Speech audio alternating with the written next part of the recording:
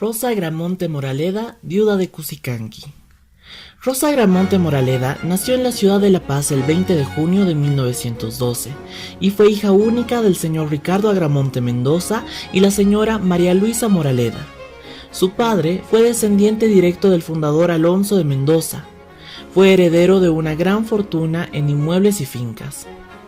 El 7 de marzo de 1929, con tan solo 17 años de edad, Rosa Agramonte contrajo nupcias con el abogado Jorge Cusicanqui, con el cual estuvo felizmente casada hasta 1944, año en que su matrimonio entra en crisis y Rosa Agramonte decide irse a vivir a París. La señora Agramonte, a su partida del país, deja a su marido como administrador de su patrimonio. Con el decreto de la reforma agraria el 2 de agosto de 1953, parte del patrimonio de la señora Rosa Agramonte, el que correspondía a los latifundios, se ve afectado. Gracias a este decreto cesa el flujo de remesas que enviaba su esposo. Esa fue la razón fundamental por la cual tuvo que dejar París, para asumir la titularidad de sus bienes y administrarlos de acuerdo a lo que ella viera necesario, con el asesoramiento de la doctora Rosa Lema Dols. Posteriormente a su regreso, decide tramitar su separación con el señor Cusicanqui, el cual no procedió debido a que se produjo la muerte de dicho esposo el 28 de agosto de 1968, antes de producirse su desvinculación.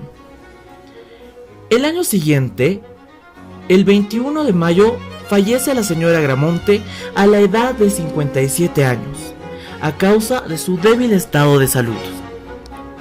La señora Rosa Agramonte deja un testamento a su chofer, el señor Luis Alexander Dufresne, otorgado en Burdeos el 15 de abril de 1964, y un codicilio redactado en la misma ciudad el 10 de noviembre de 1965. El cual proclama al señor Dufresne como heredero universal de la señora Rosa Agramonte. Dicha persona inicia ante dirección de la renta el trámite del pago de impuestos sucesorios con el objeto de obtener todos los bienes. El testamento aparece firmado por la fallecida señora Agramonte el 15 de abril de 1964 ante el notario Yay Gray, en el distrito de Burdeos. Sin embargo, recién se presentan sus originales para su traducción en fecha 29 de agosto de 1969, 4 años después de su otorgamiento. El juez instructor quinto en lo civil, Darío Rodlípez, en trámite de rutina, dispone la traducción del testamento. Posteriormente, se conoce que la fallecida hace cuantiosos legados entre personas radicadas en Francia y España, incluyendo a su prima Ana María Viada Moraleda y a su esposo, el cual se encontraba vivo al momento de realizarse el testamento. El monto total de los bienes ascendió a la suma de 19.360.202 pesos bolivianos. Los bienes se encuentran decretados en el artículo 1 del Decreto Supremo 2451-1 de 26 de febrero de 1997. Los bienes son: el inmueble de la avenida Arce, número 2408, esquina Belisario Salinas; el inmueble en la calle Junín, número 608, esquina Plaza Murillo; el inmueble en la avenida Arce, 2415; el inmueble en la calle Loaiza, esquina Comercio; el inmueble en la calle Genaro San Ginés, número 764; el inmueble en la calle Capitán Ravelo, número 2180; el inmueble en la calle Rosendo Gutiérrez, esquina Zapata; el terreno situado en la avenida 6 de agosto, número 2353; el terreno ubicado en la calle Belisario Salinas, esquina Hermanos Manchego, número 1387; los bienes rústicos ubicados en las provincias Los Andes, Hacienda Peñas, Pacha Peña, Inquillani y Antocoyo; provincia Omasuyos en Achacachi, Humapusa, Huarizata, Suñacini; provincia Ingavi, Chonchocoro, Cutini, Machamarca, Queluyo y Huanacoyo; provincia Noryungas, Coripata, Nogalini, y Cala Cala. Poco antes de culminar la gestión administrativa de pago de impuestos sucesorios, adviene el golpe de estado de 26 de septiembre de 1969 y la doctora Rosa Lema denuncia los bienes de la fallecida como bienes vacantes. El general Alfredo Obando Candia dicta el decreto ley número 08987 del 7 de noviembre de 1969, que dispone en sus artículos más importantes.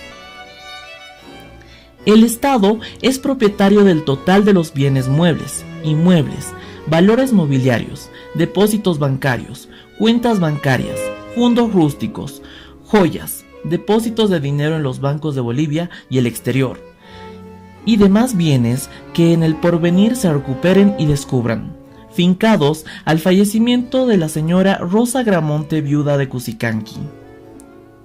Se crea la Fundación Rosa Gramonte, viuda de Cusicanqui, integrada por los titulares de Educación, Hacienda, Salud Pública y el señor rector de la Universidad de La Paz.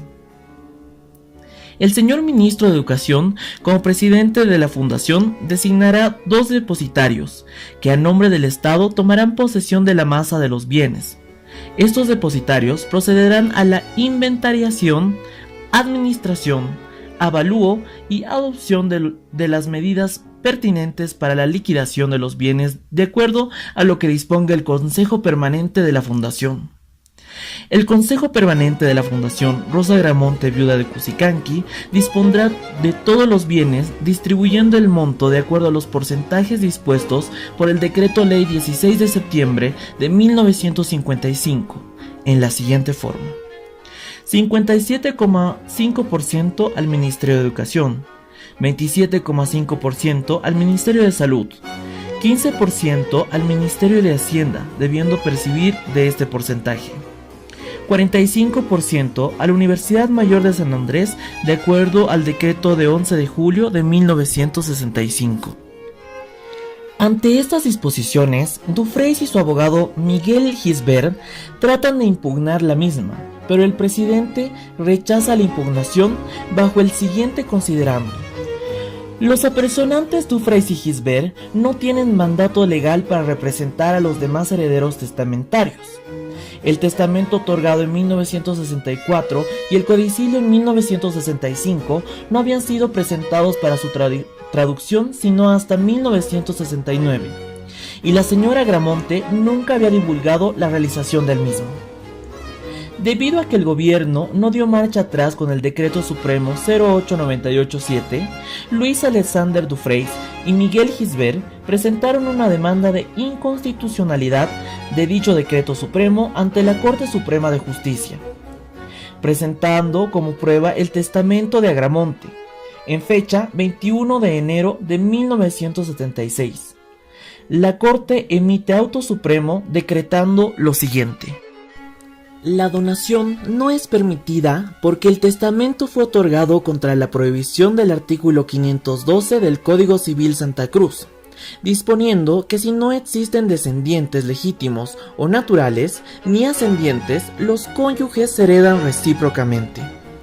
Esto quiere decir que al estar vivo su esposo Jorge Cusicanqui en el momento de realizar el testamento, este deviene nulo de pleno derecho. Podía donar la mitad de sus bienes, pero no así el todo. El artículo 671 prohíbe hacer donaciones de todos los bienes a menos que el donante se reserve el derecho de usufructo.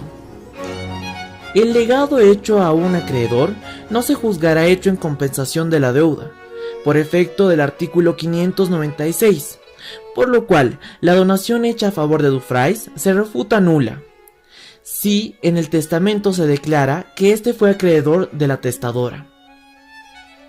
Posteriormente, en el Decreto Supremo 2451-1, en uno de los considerandos indica que es deber del Estado reconocer la positiva labor eficiente y desprendida efectuada por la doctora Rosa Lema Dolz,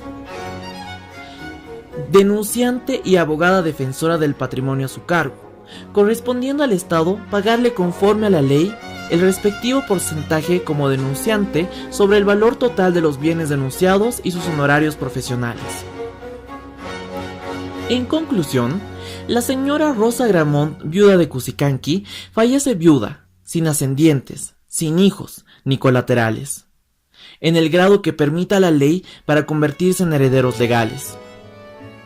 En el testamento que redactó, dejando sus bienes al señor Louis Alexander Dufresne, lesiona la legítima de su esposo, y en virtud y concordancia con los artículos 512, 596 y 671 del Código Civil Santa Cruz, el testamento de la señora Agramonte es nulo en su totalidad.